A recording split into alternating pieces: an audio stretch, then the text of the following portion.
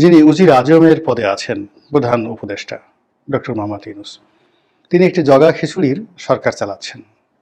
না বৈপ্লবিক সরকার, না গণ অভ্যুত্থানের সরকার, না গণবিস্ফোরণের সরকার, না সাংবিধানিক সরকার, না অসাংবিধানিক সরকার, না মার্শাল ল গভর্নমেন্ট, না মঈনুদ্দিন ফখরুদ্দিনের মতো সামরিক সরকার ব্যাকড গভর্নমেন্ট, কিছুই না।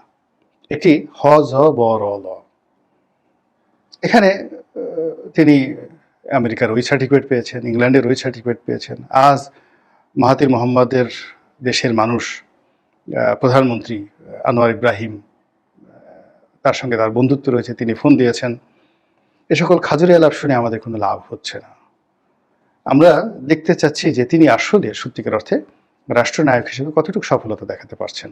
সেটি বলতে গেলে খুবই হতাশাজনক। তিনি বেশ কয়েকটি সাক্ষাৎকার দিয়েছেন এবং সব সাক্ষাৎকারগুলোতেই তিনি প্যাচ লাগিয়ে দিয়েছেন। তিনি অ্যাসোসিয়েট প্রেস ইন্ডিয়ার সঙ্গে একটি সাক্ষাৎকার দিয়েছেন এবং সেখানে ইন্ডিয়া বাংলাদেশ সম্পর্ক নিয়ে, শেখ হাসিনাকে নিয়ে, আওয়ামী লীগের রাজনীতি নিয়ে যে সকল কথাবার্তা বলেছেন খুবই আপত্তিকর, অরাজনৈতিক, উস্কানিমূলক। আবার সেই কথার উপর তিনি স্ট্যান্ড না নিয়ে মুহূর্তের মধ্যে গতি পরিবর্তন করে তিনি আবার চেষ্টা করেছেন ভারত ইলিশ পাঠাতে, নরেন্দ্র মোদীর সঙ্গে বৈঠক করার জন্য, ভারতের সঙ্গে বন্ধুত্ব করার জন্য। ফলে তার আগের যে বক্তব্য সেটা তার জন্য বুমেরাং হয়ে পড়েছে, আর পরে যেটি বলেছেন সেটাও তার জন্য বুমেরাং হয়ে পড়েছে। এর কারণ হলো আপনি রাবারের মতো, আপনি যত বেশি টানাটানি করবেন এটার ইলাস্টিসিটি তত বেশি কমতে থাকবে। ডক্টর মোহাম্মদ ইউনূসের ইলাস্টিসিটিও ঠিক সেইভাবে কমে যাচ্ছে। This is one.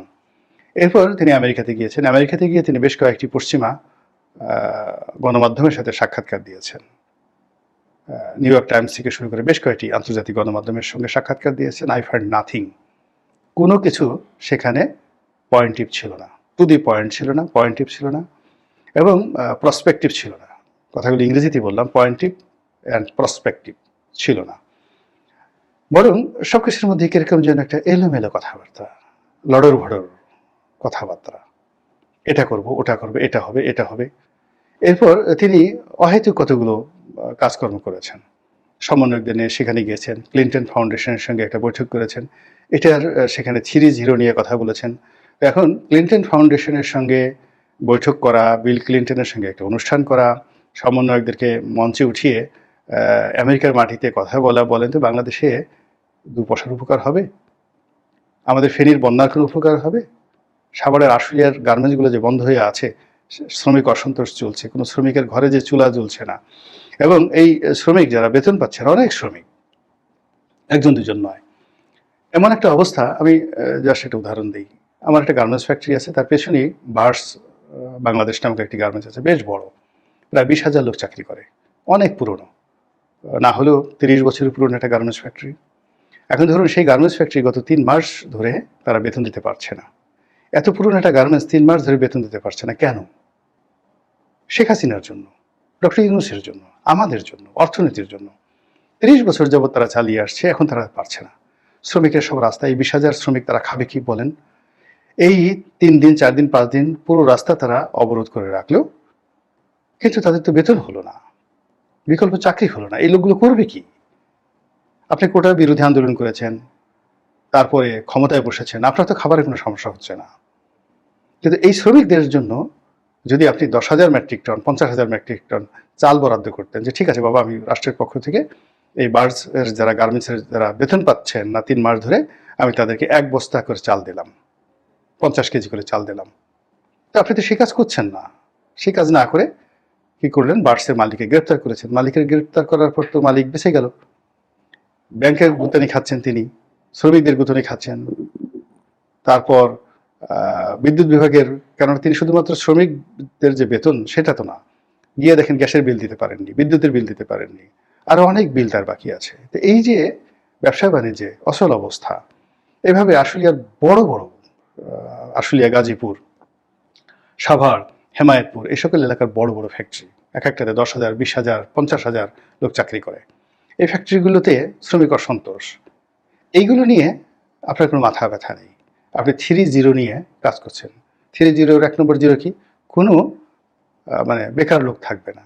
আরে বাবা, আপনি ক্ষমতায় ঢোকার সাথে সাথে বেকারের সংখ্যা বাংলাদেশে না হলেও 5% বেড়ে গেল। সঙ্গে সঙ্গে 5% বেড়ে গেল। আপনি বাংলাদেশে বেকারের সংখ্যা বাড়িয়ে দিলেন 5%, আর সারা দুনিয়াতে গিয়ে আপনি লেকচার দিচ্ছেন যে আপনি সেই বেকার সমস্যার সমাধান করবেন, এটা জিরোতে নিয়ে আসবেন, 3-0। কোনো কর্মহীন লোক থাকবে না। এর মতো ঠাট্টা, এর মতো মস্কারা, এর মতো চুলকানি, এর মতো খাউজেনি এগুলো আছে বলেন? এই সমস্ত কি হচ্ছে? এই সমস্যাগুলো আপনাকে সমাধান করতে হবে। সমাধান করতে পারলে করেন, আর না হলে আসসালামু আলাইকুম, তাড়াতাড়ি চলে যান। 1 মিনিট দেরি করবেন না। এর কারণ হলো যে যত বেশি দেরি করবেন আপনার এই অযোগ্যতা তত বাড়তে থাকবে, আমরা তত বিপদে পড়বো, মুসিবতে পড়বো। যার যে কাজ তাকে সেই কাজ করা উচিত। কোকিলের কাজ কোকিল করবে, কাকের কাজ কাক করবে, তারপর গন্ডারের কাজ গন্ডার করবে, বাঘের কাজ বাঘ করবে, শিয়ালের কাজ শিয়াল করবে। আপনার কাজ হলো মাইক্রো ক্রেডিট নিয়ে কাজ করা। আপনার কাজ হলো সারা দুনিয়াতে মানুষের স্বপ্ন দেখা, 3-0 নিয়ে গল্প করা। আপনার কাজ হলো অলিম্পিকের মশাল নিয়ে দৌড় দেওয়া। আপনার কাজ হলো নিকোলাই সার্কোজির সঙ্গে বসে কি করে অলিম্পিক যে খেলা হবে সেই অলিম্পিক খেলার মধ্যে কি করে সোশ্যাল বিজনেস ঢুকিয়ে দেওয়া যায়, এই সমস্ত কথাবার্তা বলা, একটা বক্তব্য দিয়ে টাকা উপার্জন করা, এগুলো হলো আপনার কাজ। আর এই রাজনীতি করা, মিছিল করা, মিটিং করা, ঝাড়ু মিছিল, এগুলো ফেস করা, দুর্নীতিবাজ, অন্যায়কারী, জুলুমবাজ, এদের সাথে লড়াই করা, সংগ্রাম করা, এগুলো যদি না পারেন দেরি করবেন না, প্লিজ দেরি করবেন না। আর অনুরোধ, আমরা আপনাকে সবসময় হাসি মুখে দেখতে চাই, স্মাইলিং ফেস। রাগ করবেন না, রাগ করলে মানুষকে ভালো দেখায় না। আপনি বঙ্গবন্ধুর নাম শুনে, 71-এর মুক্তিযুদ্ধের নাম শুনে, ভয় যাবে আমেরিকার যে সাংবাদিক প্রশ্ন করেছে সেই প্রশ্ন শুনে যেভাবে আপনি চোখ গোল গোল করে ফেলেছেন, আমরা এই অবস্থা আপনাকে দেখিনি কখনো। আপনার এই দৃশ্য দেখে আমাদের খুব ভয় হচ্ছে। এর কারণ হলো যারা নরম মানুষ তারা যদি রাগ হয়ে যায়, যারা দুর্বল মানুষ তারা যদি প্রতিহিংসা চরিতার্থ করতে চায়, সেটা খুবই ভয়ঙ্কর হয়, মারাত্মক ভয়ঙ্কর হয়। কাজেই আপনি দয়া করে চোখ গোল গোল করবেন না।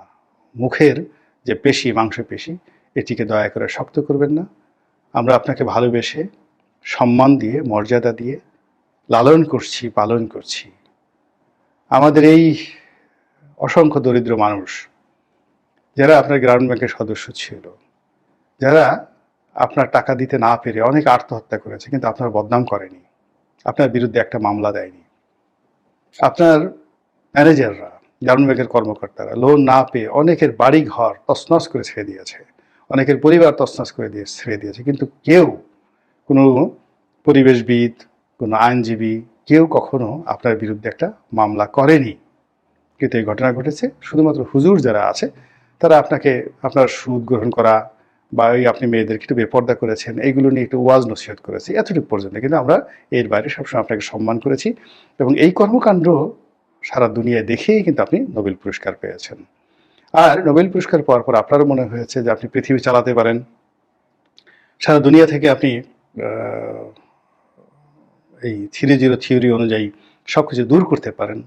আপনি সামাজিক ব্যবসা বাণিজ্য করতে পারেন, মানুষের মধ্যে দেবত্ব ছড়িয়ে দিতে পারেন, কেউ লাভের জন্য কোনো কাজ করবে না, বিনা স্বার্থে কেবল সোশ্যাল বিজনেস করবে।